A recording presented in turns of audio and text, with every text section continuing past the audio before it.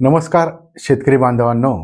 कांदा पिकाचं record break जर उत्पादन घ्यायचं असेल तर काही महत्त्वपूर्ण गोष्टीमध्ये आपण मागील भागामध्ये बघितलेलं आहे की कांद्यासाठी लागणारी जमीन, कांदा रोपवाटिका व्यवस्थापन आणि माती परीक्षणानुसार खत व्यवस्थापन याविषयी आपण बघितलेले आहेच. परंतु या चारही मुद्द्यांना धरून एक महत्त्वाचा मुद्दा जो येतो की आपल्या कांद्याचं उत्पादन कमी होत चाललेलं आहे. कांद्यामध्ये उत्पादन खर्च वाढत चालला आहे आणि तो म्हणजे कांद्या पिकावर येणारी कीड. आता कांदा पिकावर येणारी जी कीड आहे त्याचा जर आपल्याला योग्य व्यवस्थापन करणं गरजेचं असेल तर आपण हा व्हिडिओ शेवटपर्यंत पाहणं महत्त्वाचं ठरणार आहे. मग आपण जर या यूट्यूब चॅनलवर नवीन असाल तर कृषी सायंटिस्ट योगेश यादव या चॅनलला सबस्क्राईब करा आणि हा व्हिडिओ शेवटपर्यंत पहा. म्हणजे आपल्याला कांद्यामध्ये चांगल्या प्रकारचं उत्पादन कमी खर्चात कशा प्रकारे घेता येईल हे आपल्याला समजणार आहे. तर आपला आजचा हा चौथा भाग आहे. या भागामध्ये आपण कांद्यावर येणाऱ्या किडीविषयी माहिती बघणार आहोत.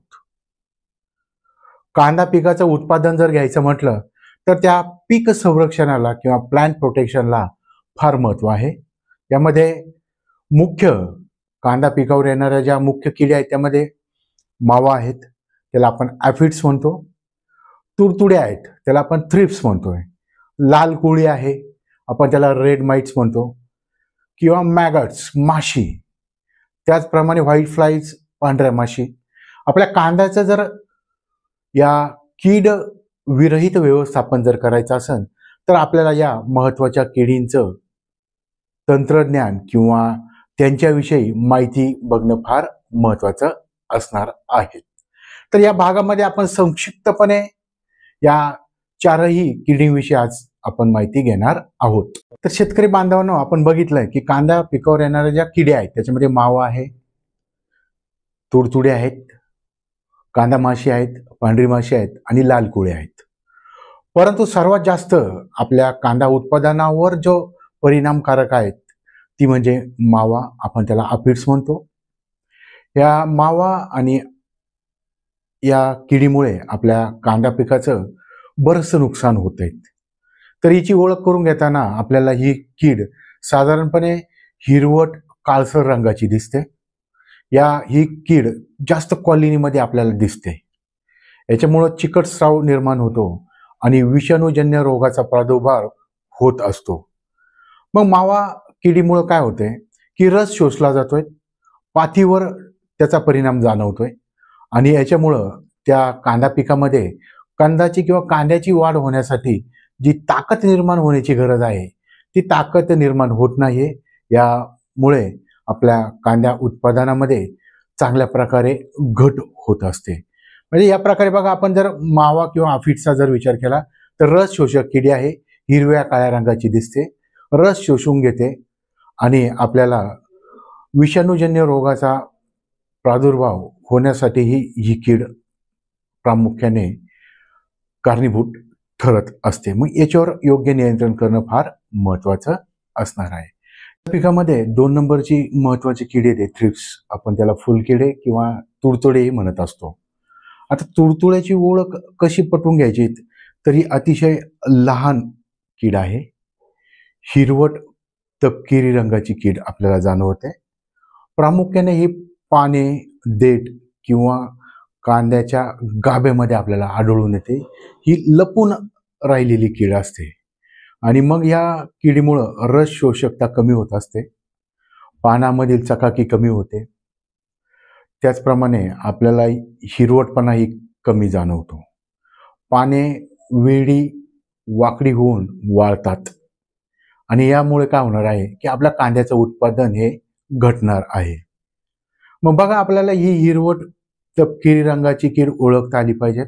ही पानाच्या मागे लपलेली असते, गाभ्यामध्ये आपल्याला दिसून येते आणि आपण स्क्रीनवर बघू शकता की ही कशा प्रकारे आपल्या झाडाच्या किंवा कांद्याच्या पातीमध्ये लपून बसलेली असते, रस शोषणाचं काम करते. याच्यामुळं पातीवर पांढरटपणा आपल्याला जाणवतो, हिरवळपणा चकाकी कमी होऊन उत्पादनामध्ये घट होत असते.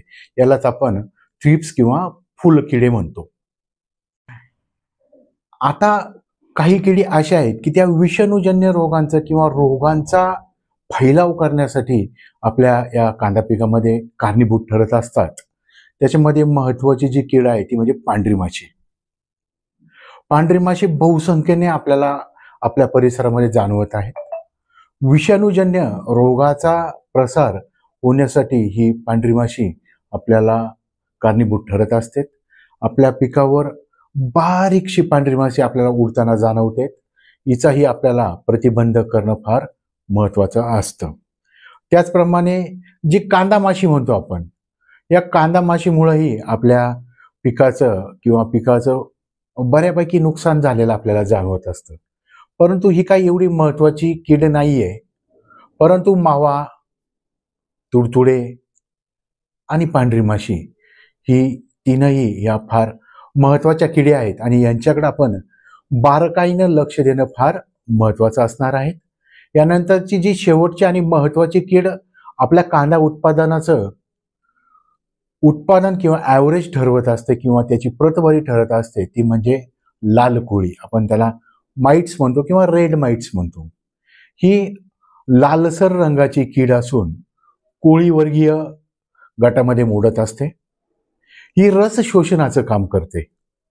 मग रस शोषण केल्यामुळं हरितद्रव्यावर परिणाम होत असतो आणि हरितद्रव्यावर परिणाम झाल्यामुळं आपल्या कांद्याची साईज होण्यावर परिणाम होतो. जेवढं अन्नद्रव्य जास्त आपल्या कांद्याला मिळेल, पातीतून मिळेल, कंदातून मिळेल आणि त्यामुळे आपल्या कांद्याची किंवा कांद्याची साईज होणार आहेत. तर या दृष्टीने आपण या चारही किडींना जे योग्य पद्धतीनं नियंत्रण जर ठेवायचं असेल तर निश्चितच आपण या कांदा कीड रोग व्यवस्थापनासाठी आपण एक नवीन भाग तयार करणार आहोत. या भागामध्ये आपल्याला मावा पीक कीड असेल, तुडतुडे असतील, लाल कोळी असन, पांढरी माशी असन किंवा कांदा माशी असन, याचं नियंत्रण आपण कशा प्रकारे करणार आहोत याचा सविस्तर माहिती आपल्याला पुढील भागामध्ये देण्यात येणार आहे. आपण नवीन असाल तर कृषी सायंटिस्ट योगेश यादव या चॅनलला सबस्क्राईब करा आणि व्हिडिओला लाईक करा, शेअर करा. धन्यवाद.